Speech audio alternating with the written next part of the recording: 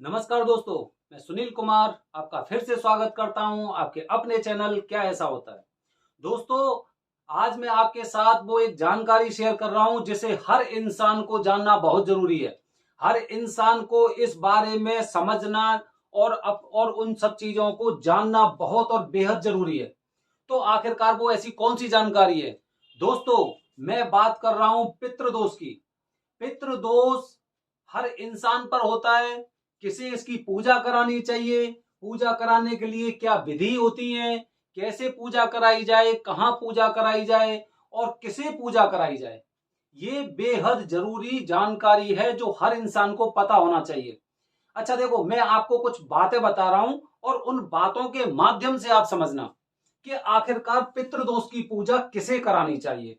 सबसे पहले मैं एक टॉपिक लेके आया हूं कि पितृदोष की पूजा किसे करानी चाहिए। तो हमारे इस वीडियो को ध्यान से देखना। और सबसे पहले एक जरूरी सूचना कि हमारे चैनल का उद्देश्य कभी भी किसी की भावनाओं को भड़काने का या अंधविश्वास फैलाने का बिल्कुल नहीं है। जो जानकारी हमें मिली है उन्हीं जानकारी के आधार पर हम आपके साथ ये जानकारी शेयर कर रहे हैं। दोस्तों, हर इंसान का जब जन्म होता है तो जन्म के समय अधिकांशतः लोग क्या करते हैं कि उसकी डेट ऑफ बर्थ, उसका समय, जन्म स्थान निकालते हैं और उससे उसकी कुंडली बनती है।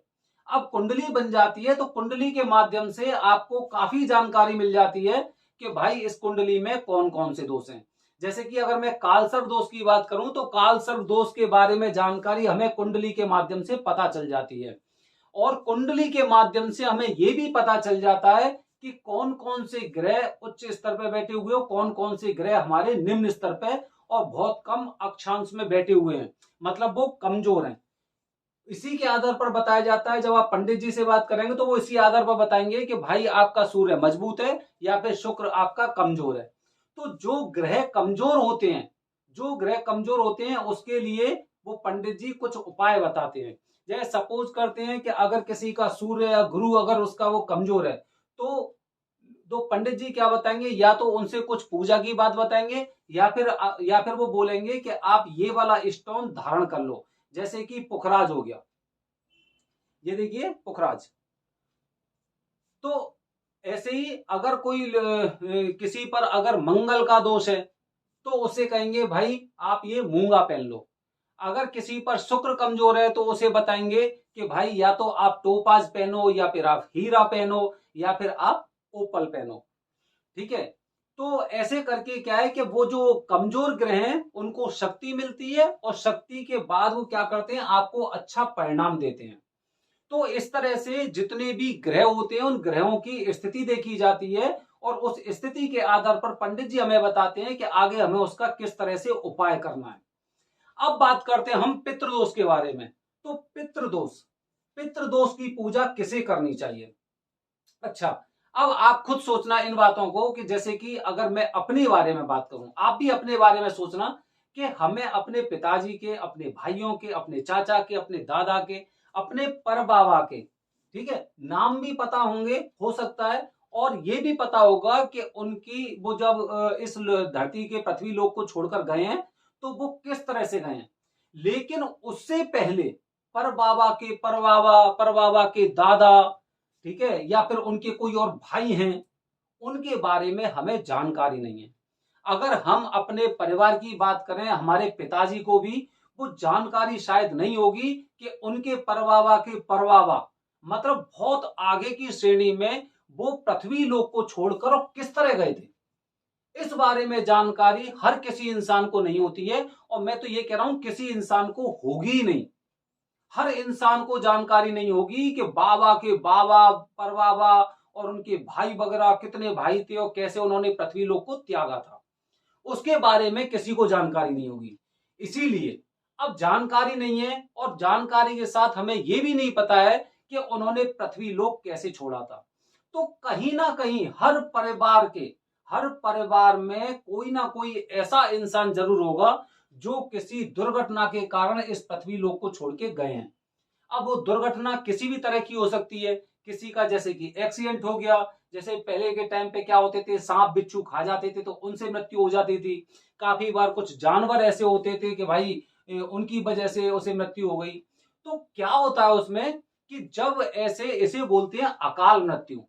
तो अगर पूरे परिवार में किसी एक सदस्य को भी, अगर मैं एकदम पेरेंट की बात करूं, बाबा के बाबा परबाबा, उनके भी बाबा उनके भी परबाबा, अगर मैं उनकी बात करूं, तो कोई ना कोई एक इंसान भी अगर ऐसा है जो दुर्घटनावश और पृथ्वी लोक को छोड़कर गया है, तो उस इंसान को, जो आज उसका वंशज है, उसे पितृदोष की पूजा करानी चाहिए। अब वो पितृदोष की पूजा क्यों कराते हैं? सबसे पहले मैंने आपको बताया पितृदोष की पूजा किसे करानी चाहिए। जिन लोगों के परिवार में किसी की अकाल मृत्यु हुई है, दुर्घटनावश हो सकता है या किसी जानवर, किसी बिच्छू या सांप के काटने से भी हुई है, तो उस इंसान को पितृदोष की पूजा करानी चाहिए। अब पितृदोष की पूजा क्यों करानी चाहिए, उसका मैं आपको जवाब दे रहा हूं। पितृदोष की पूजा इसलिए कराई जाती है क्योंकि जो दुर्घटनावश इस पृथ्वी लोक को छोड़कर हमारे परिवार के लोग गए हैं, उनकी आत्माएं अपने एक कहते हैं ना नारायण लोग बोल सकते हैं, या फिर उन्हें अभी तक दूसरा शरीर प्राप्त नहीं हुआ है, उनकी आत्माएं भटक रही हैं। उनकी आत्माएं भटक रही हैं, जिसकी वजह से क्या होता है कि उनके परिवार में और परेशानियां चलती रहती हैं। क्योंकि भाई वो हमारे परिवार के सदस्य हैं, तो वो हमें ही परेशान करेंगे। वो हमसे किसी ना किसी माध्यम से, संकेतों के माध्यम से, और वो हमें बताते हैं कि भाई हमारी आत्माएं अभी विचरण कर रही हैं और हमें मुक्ति नहीं मिली है, इसीलिए आप हमारी मुक्ति का प्रयास करो। तो उस समय क्या होता है कि इसीलिए जो पितृदोष होता है, पितृदोष की पूजा हम इंसान को इसलिए करानी चाहिए जिससे जो उनकी आत्माएं भटक रही हैं, जिन्हें मुक्ति नहीं मिली है, जिन्हें कोई नई योनि प्राप्त नहीं हुई है, जिन्हें कोई नया शरीर नहीं मिला हुआ है, तो उनकी आत्माओं को मुक्त करवाने के लिए और उनकी आत्मा को मुक्त करवाने के लिए, और मुक्त के साथ क्या है कि वो दूसरा शरीर धारण करें, दूसरे चक्र में आए, दूसरा शरीर धारण करें, इसीलिए पितृदोष की पूजा की जाती है। तो दोस्तों ध्यान रखनी है आपको ये बात कि अगर आपको जानकारी है अपने पूरे परिवार की कि किसी की अकाल मृत्यु नहीं हुई है, तो ठीक है, कोई बात नहीं है। लेकिन अगर आपके पास जानकारी का भी अभाव है और आप नहीं जानते हैं कि भाई किसी की मृत्यु ऐसी हुई है या नहीं हुई है, तो फिर भी आपको पितृदोष की पूजा करानी चाहिए। आपको अपने परिवार के लिए, अपने परिवार के जो आपके पूर्वज हैं, उनकी आत्मा की शांति के लिए आपको ऐसी पूजा अवश्य करानी चाहिए।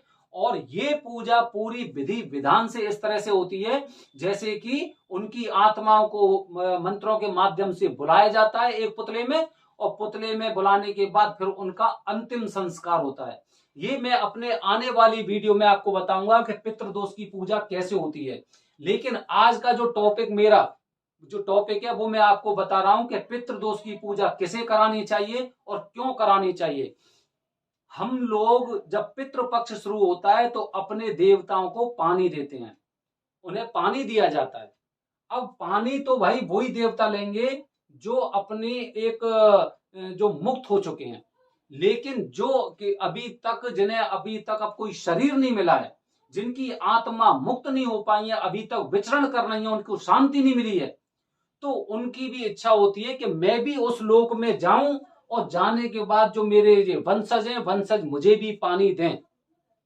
तो ऐसे ही पितृपक्ष होता है। अब पितृपक्ष होता है तो पितृपक्ष के कारण ही, और पितृपक्ष के अगर जानकारी आपके पास है तो पितृपक्ष भी ऐसा है कि जहां पे हम अपने पूर्वजों के लिए कुछ कार्य करते हैं, और पूर्वजों के लिए कार्य करने हैं तो मतलब आपको पितृदोष की पूजा भी करानी चाहिए। दोस्तों ये मैंने आपके साथ जानकारी शेयर की है। अगली और आने वाली वीडियोज में मैं आपको इसी तरह से जानकारी दूंगा। अगला मेरा वीडियो आएगा नारायण नागबली दोष की पूजा क्यों कराते हैं और किसे वो पूजा करानी चाहिए। मेरे चैनल को सब्सक्राइब करें और हमारे वीडियोस को लाइक करते रहें।